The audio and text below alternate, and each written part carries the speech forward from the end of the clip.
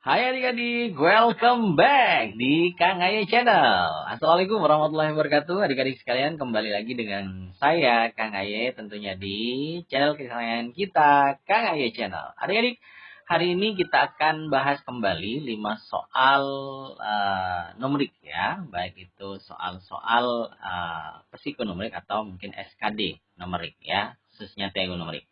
Adik-adik sekalian, sebelum kita lanjut, adik-adik yang belum subscribe, demi berkembangnya channel ini, mohon bantuannya untuk di subscribe, like, dan juga di share ya.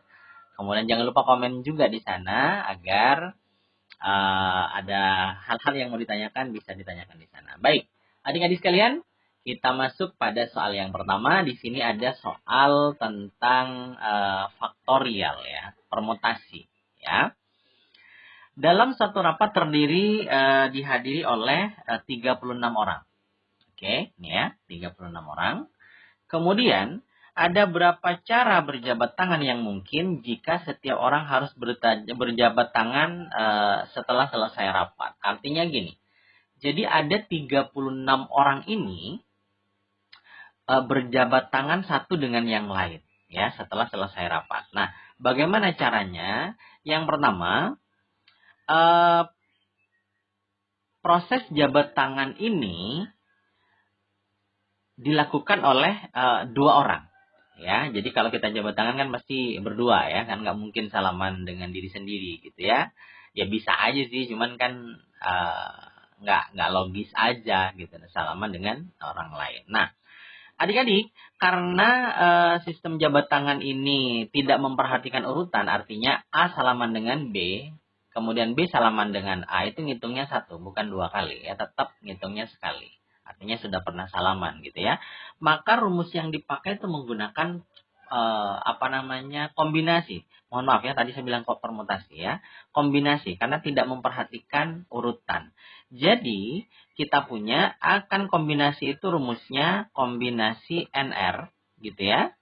Berarti N faktorial dibagi dengan N min R faktorial, kemudian dikalikan lagi dengan R faktorial. Nah, ini rumus yang dipakai ya.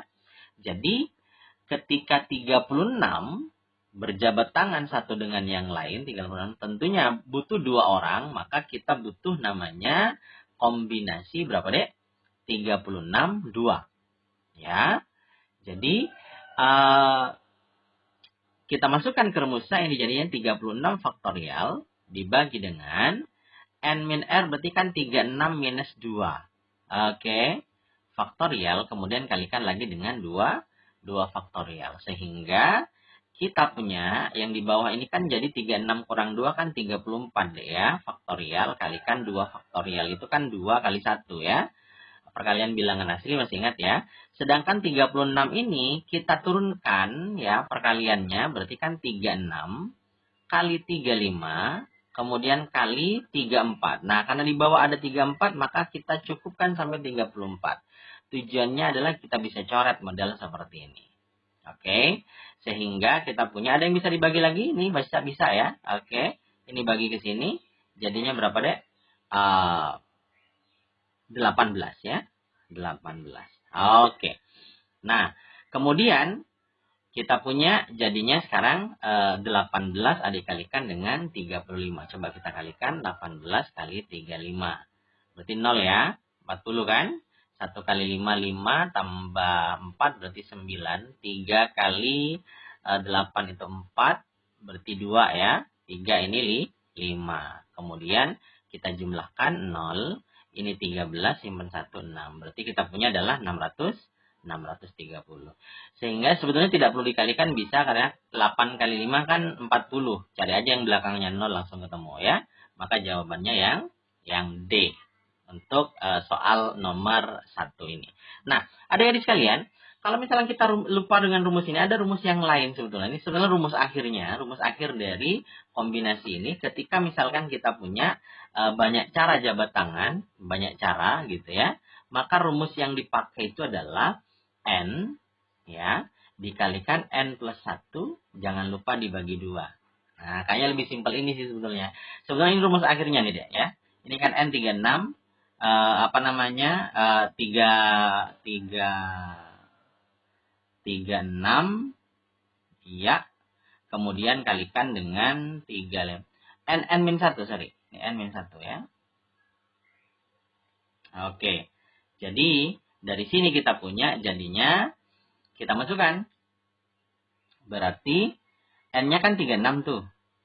N-1-nya berarti 36 kurangi 1. Berarti kan 35. Kemudian dibagi dengan 2. Hasilnya kita kalikan dibagi 18, sehingga kita punya adalah 630. Nilainya sama sebetulnya ya. Oke. Ini. Baik, adik-adik sekalian, kita lanjut soal nomor 2 ya. Soal selanjutnya di sini ada pecahan yang lebih besar dari sepertiga. Nah, bagaimana caranya? Ini ada beberapa cara deh ya. Jadi kalau pengen tahu, yang pertama mungkin yang lebih simpel adalah pecahan yang lebih besar dari sepertiga. Kita cek aja sepertiga bikin dalam bentuk desimal ya. Desimal, kemudian ini nanti bagi semuanya dalam bentuk desimal, tinggal kita bandingkan dengan yang lain. Nah, kemudian ingat, saya ngasih cara yang berbeda hari ini. Pecahan yang lebih besar. Ingat yang lebih besar berarti ya. Cari yang lebih besar dari ini. Berarti yang pertama, kita cek satu-satu. Dengan cara mengalihkan silang. Ya, pertama, saya ambil untuk yang A itu berarti sepertiga. Kemudian kita bandingkan dengan 23/100. Oke. Ini adik kali silang. Ini kalikan ke sini. Ini kalikan ke sini. Oke, kemudian ini kan kalau kalikan kan jadi 100 di atas ya. Yang ini jadikan 69. Nah, 100 dengan 69 kan lebih besar.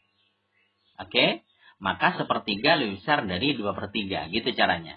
Ya, oke. Ini sepertiganya masih lebih besar. Sekarang kita cek yang B. Yang B itu kan kita punya sepertiga 20/61. Kita cek. Kalikan ke sebelah ini jadinya 61. Yang ini 60. Ternyata masih lebih besar 61. Sehingga sepertiga masih lebih besar ya. Kemudian yang C.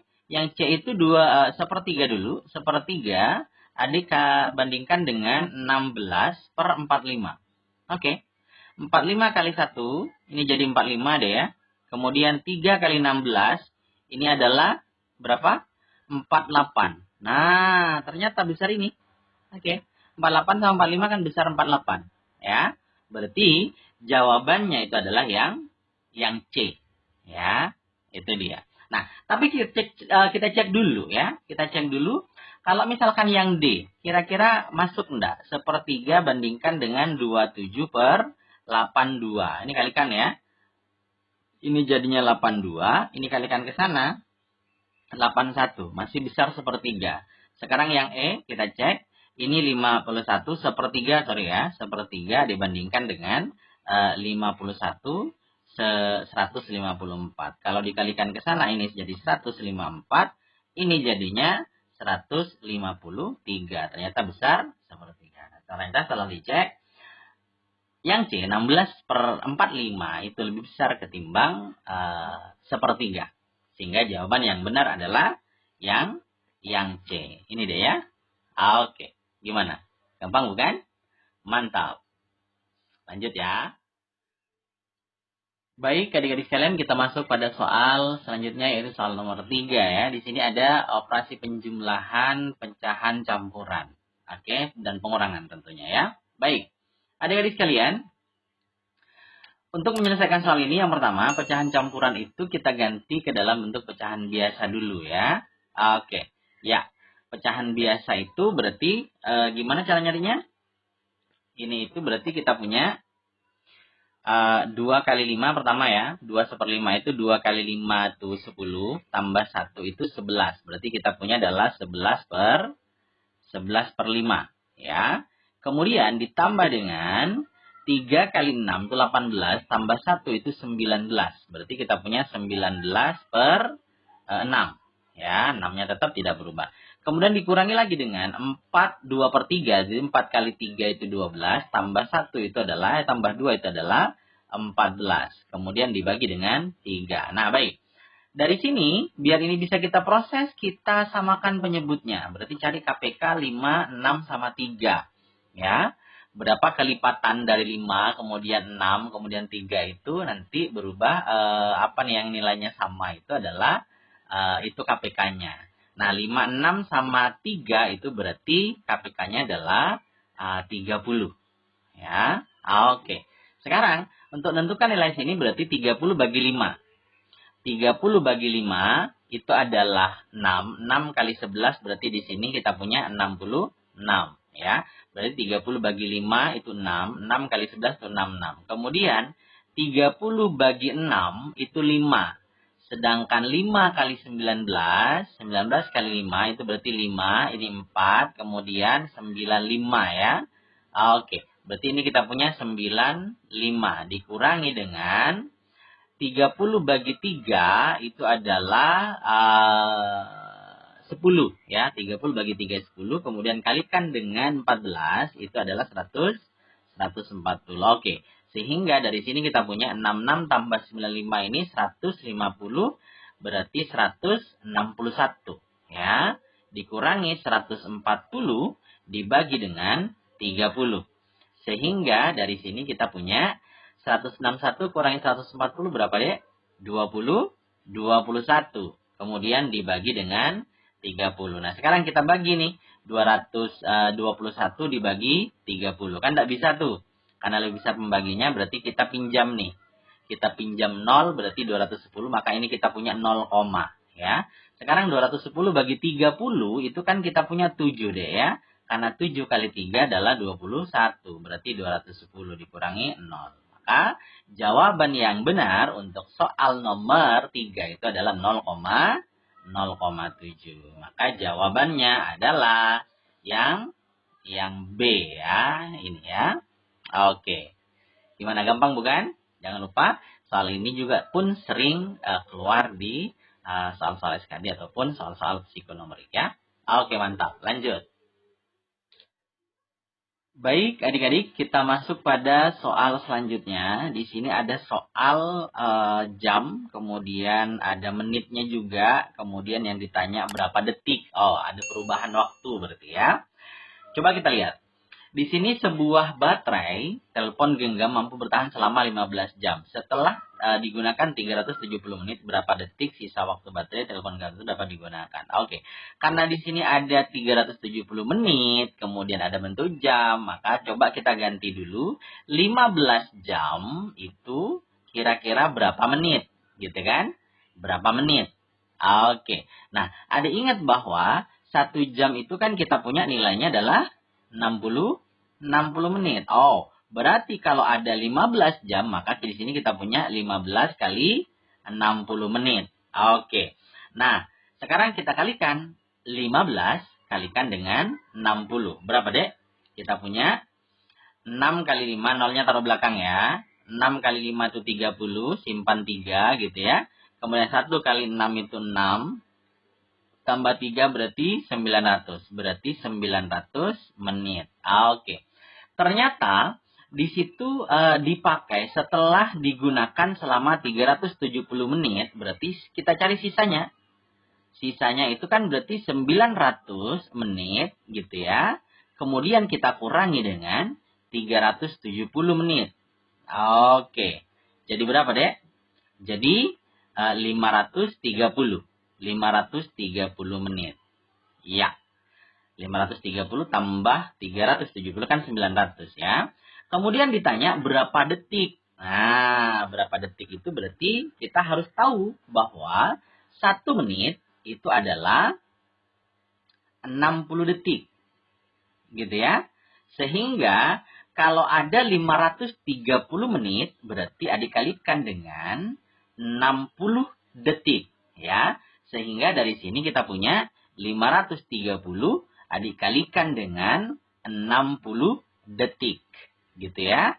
Sehingga dari sini kita punya, maka kita kalikan 53 kali 6. 3 kali 6 itu adalah 18, simpan 1 ya. 5 kali 6 30 tambah 1 berarti 31. Maka kita punya 318, jangan lupa nolnya 2 yang tadi tidak dimasukkan. Berarti dalam bentuk detik. Sehingga jawaban yang tepat kita punya adalah 31.800 detik. Maka angka yang sesuai jawabannya adalah opsi B. Jadi ingat-ingat, 1 jam itu ada 60 detik, 60 menit ya. Kemudian 1 menit itu ada 60 detik. Jadi kalau mau diganti ke yang lebih rendah, maka tinggal dikalikan aja. Kalau naik berarti dibagi ya. Kalau 1 jam berarti berapa detik? Berarti 60 kali 60. Maka kita punya 3.600 detik ya. Oke, gimana? Gampang bukan? Mantap.